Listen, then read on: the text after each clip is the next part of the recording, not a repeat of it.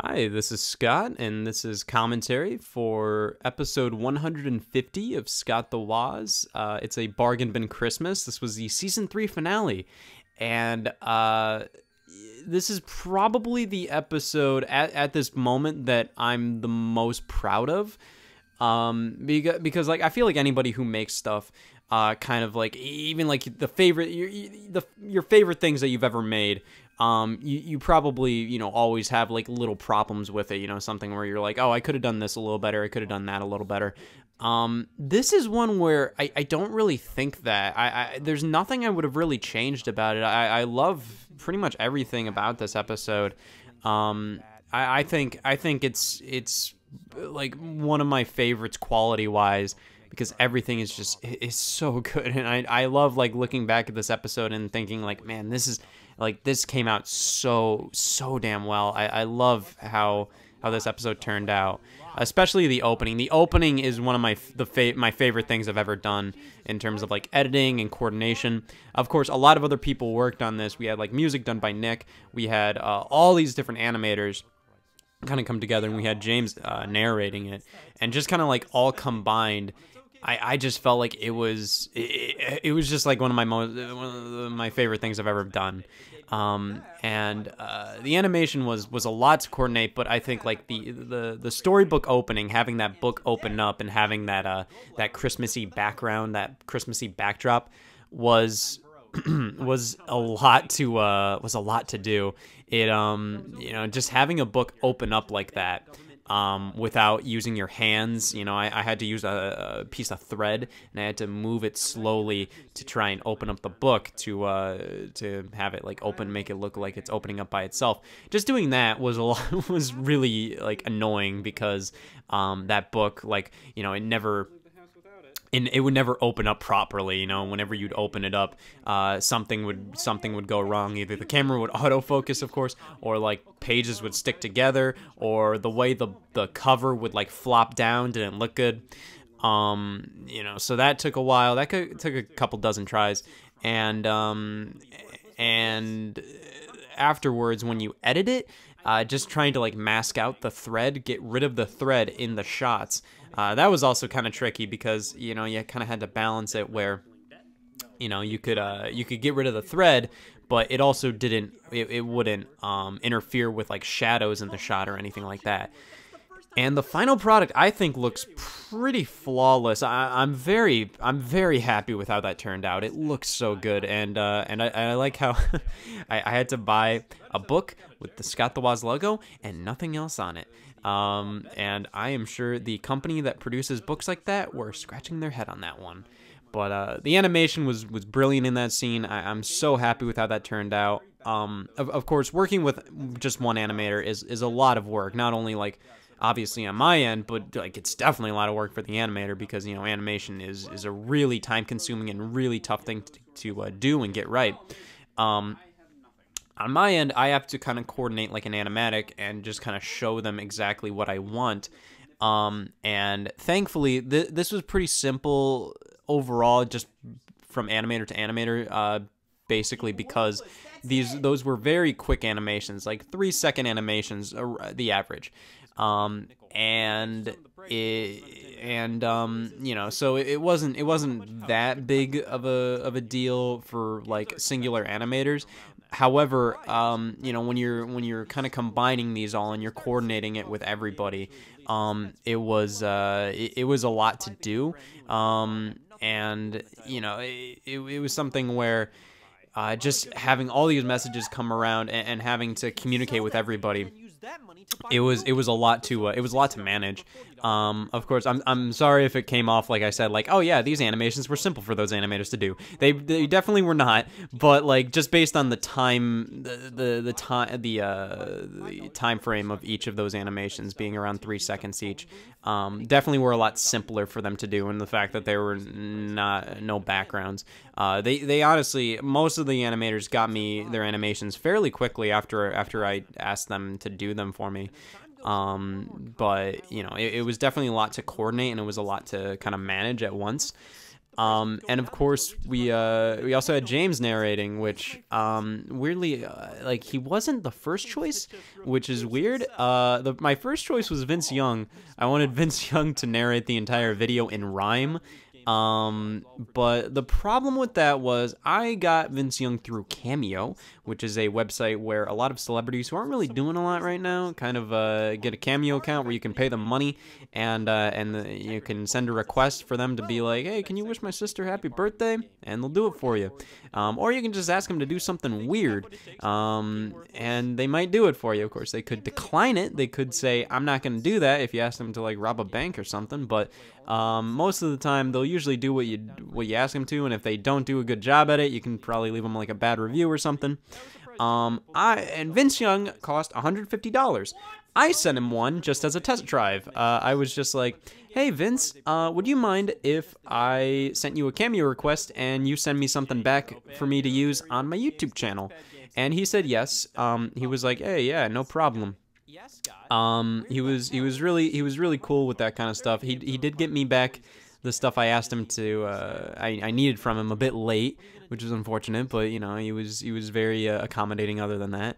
It was, I think, I sent him, like, a test Cameo at first just because I didn't want to, like, catch him off guard and, like, ask him to do these cameos for me and then use them for a YouTube channel.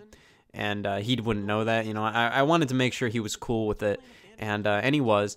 I wanted him to originally narrate it, but the problem with that was a lot of Vince Young's cameos, which I saw on his page, were of him in his car or him in kind of like a very echoey room. So either he was in his car getting driven, and I was worried about, like, him narrating the thing and it being like there being a lot of audio in the background of, like, you know the car driving or going over a bridge or something like that, or being in an echoey room. And I was worried that, like, oh man, you know, I don't really want him to be narrating it and for this to be over the entire video and for this to be kind of like, you know, kind of a weird audio problem sort of thing. So I ended up kind of like making Vince Young more of like a cameo role at the end, because I felt like that would have been a lot safer. That was a much safer bet. And I just kind of thought, like, oh man, I still want a narrator. Who can I get to get a narrator? And it took me a while to figure out. And then I realized, like, oh yeah, I met James before. That would be perfect. And I asked him, and he was super cool with it. He's a super busy guy. He has a family, and he's working on all of his videos on his own. But he got it back to me within a couple of days, and we were, it was super cool to kind of catch up with him through email. And he was great. I loved, like, how his lines turned out, and he I just couldn't imagine anybody else doing it. I felt like at the end of the day he was like the perfect choice for that. I think it kind of completed the entire ambiance of that opening. It made it overall just like this really, like, there's just all these like different aspects of it being like this really cool thing, and it's something that I'm really, really proud of. And you can probably tell that because I'm already 8 minutes in and I haven't stopped talking about it. This is generally the review portion of Bargain Bin Christmas, and weirdly enough, this was something that like the entire topic of this episode, it took me a while to figure out, because I was honestly really worried throughout 2019, because I knew what I wanted, like, other milestone episodes to be in the future, like, like 200, 250, 300, whatever. Like, I had a good idea of, like, what I would have wanted to do for those. But for 150, I didn't really know what I wanted to do. I knew I wanted to do another Christmas special because, last year was episode 100, and that was It's Awesome Baby, and that wasn't a Christmas special, because it was episode 100. I wanted it to stand on its own. And this was, this was 150, which is, bigger than 100, but it's not as big of a milestone, I think. And I just thought, like, I want to make this a Christmas special, but I didn't really know what I wanted the topic to be. The general idea I had was I wanted this to be a story about the desk. I just had the concept of, like, me getting rid of the desk, and or like losing the desk or something along those lines. I just knew that was something I really wanted to do, and I didn't really know how I could like mesh that into a Christmas episode. I mean, I knew how I could make that into a Christmas episode, but I didn't know how to make it into like a Christmas episode revolving around some video games or something like that. Usually the milestone episodes up until this point have been based on games nobody really cares about.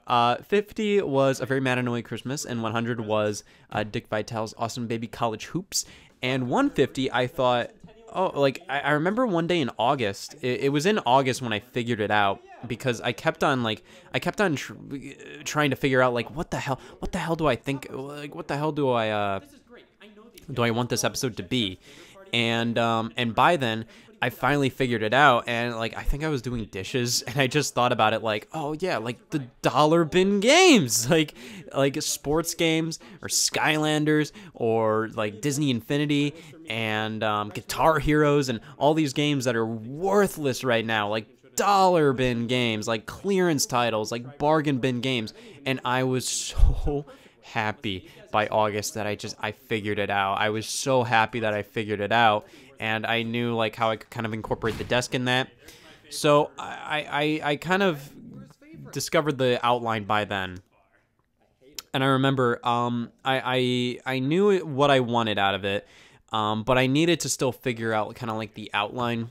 And I remember around like late November, early December, I believe I was working with Sam to film the Chia Pet episode, which I just asked him to come over and just help me film some stuff.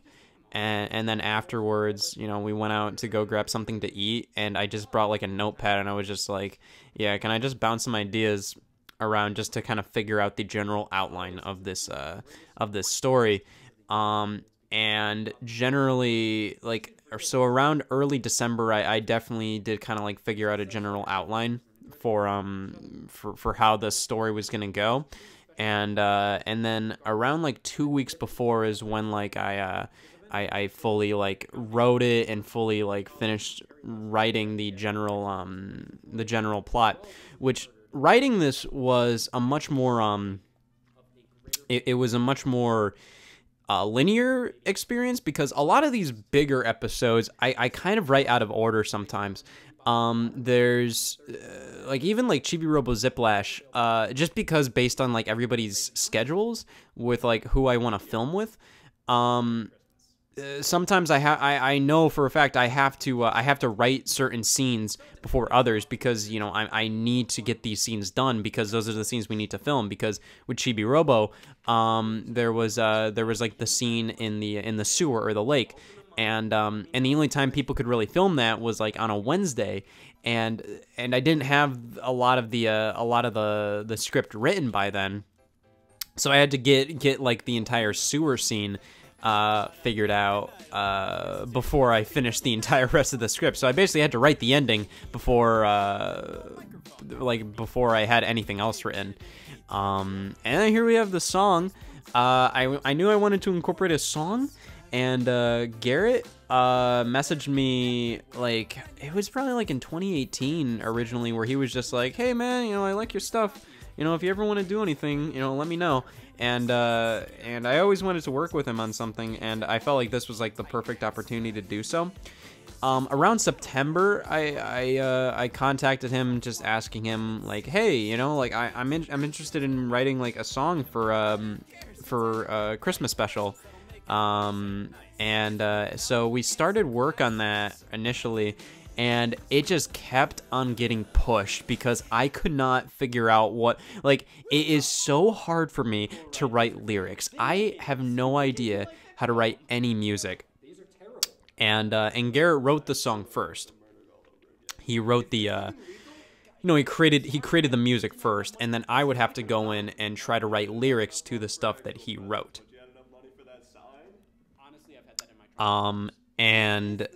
It was just, I couldn't, I kept on procrastinating. And I remember it was like early December when I messaged him. I was just like, like, dude, I'm so sorry that I'm taking so long on this. I mean, most of his stuff was done. Like, he had pretty much the entire, like, core of the song done. But, you know, I was just taking forever to figure out, like, how I wanted this to go. And I remember I was about to go to sleep one night, and I just randomly got it, where it was, like, one of those things where I figured out, like, you know, I listened to the song and I figured out exactly how I wanted the lyrics to go, like what lyrics I could write to the music Garrett wrote. And I was like, oh my God, I finally have it. It was like at 4 in the morning, and I just like, I woke up immediately, and I just started typing on my phone these lyrics, and I just recorded like very rough, just like me, just like kind of like singing like the lyrics. Just then I wouldn't forget, because, you know, it was like one of those things where, you know, your brain doesn't kind of kick into gear until, like, it knows for a fact, like, hey, this is the last moment that you can not think about this. You have to, like, here you go. Here's a brainstorm. Here's an immediate, like little garbage pile of ideas. Finally, there you go. Literally, like, 3 months after you should have done it. So that was... That song was in a bit of development hell for a couple of months, but thankfully we figured it out, and Garrett was awesome all the way through. This was the first time we worked together, and it was great. This was like the second time I worked with Nick, who did a lot of the orchestral music. He did the opening stuff, and he did a lot of stuff kind of like, you know, that we're about to hear. That's more so kind of like, you know, the kind of more emotional music, and like both of them absolutely nailed it. It was so good. Like this episode has some amazing music in it, and I couldn't be happier with it. And we had Alan, who did the credits song, which was kind of a Christmassy remix of the song he did for It's Awesome Baby, which was the credit song for that, and that sounded amazing too. Like these guys are so damn good at music. It's absolutely phenomenal. But for this special, obviously I had to buy a lot of those bargain bin games, and I remember I bought a bunch of them in like August or September, because I knew what I wanted to do. And, you know, I just had like stacks of them in my room, but I knew I needed more for those scenes at the gala. So I would like a couple days before, I went to GameStop and I just unloaded them. I just bought as many as I possibly could, but I was like, hey, this isn't enough. So literally like 2 hours before we all filmed at this at this place, when all my friends got together, Joe, Dominic, Eric, and Sam, and we filmed here, I went to another GameStop, and I just bought more and more of these like bargain bin games, and Sam was like really cool to help out with setup and a lot of that stuff. And he said like, hey, I'm free, you know, like if you need help setting up before everybody like kind of shows up later tonight, I can do that. And I said, hey, can you do this before you show up? I will give you like $100 if you want to go to GameStop, and like a different GameStop than what I've gone to, and just buy as many dollar games as you possibly can. And the fun thing is, the employees never ask why. The employees just go like, oh yeah, having a fun night there, huh? And it's just like, yeah. But these shots were all done at a community center. A lot of people may recognize this place as, you know, as the same place that we filmed a lot of stuff at. This is kind of like the same area that we filmed the Homecoming episode, Great Mysteries of Gaming, and then other stuff like On Your Markets at Munch. A lot of these were done at at this place, and this is just a community center.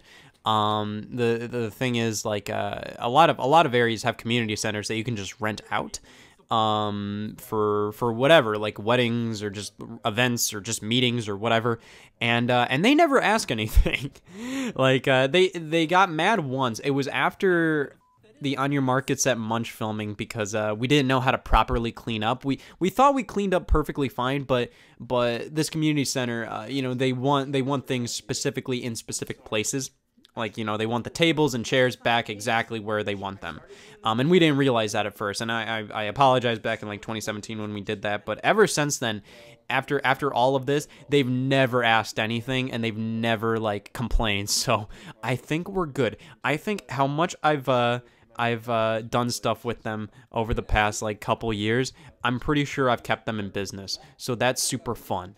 But it surprised me even this. Like, look at that. I have no idea why they didn't yell at us this time, because like, you know, like, we make such a mess, but we do clean it up, so it's perfectly fine. And Vince Young is about to make like his on-screen debut, and I was very happy with how it turned out. Of course, he was a bit later to give me his cameo than I would have preferred. I wish he would have gotten it to me on that Sunday. He got it to me Monday morning, which, you know, is better late than never, but at least he got it to me around then. But I was prepared to cut him from the entire video because, you know, if you look at like continuity and stuff like that, if you cut Vince Young's appearance and you just make it so then like, you know, after Jeb Jab shows Battleborn and I say, I'm good, I could have cut the scene right there and it would have been fine. Or I could have cut the scene where like I stand outside the gala and I hear Vince Young's disembodied voice, and around this point where I get the desk back and it says like, oh, we found a desk just like the last one, and it says it's from Chet and Vince. I had like two separate scenes where it just said Chet and then another scene where it said Chet and Vince in case I got Vince Young to do it, or if Vince Young never got back to me. So like I very much prepared for the idea that Vince Young may not have gotten me his stuff in, but thankfully he did.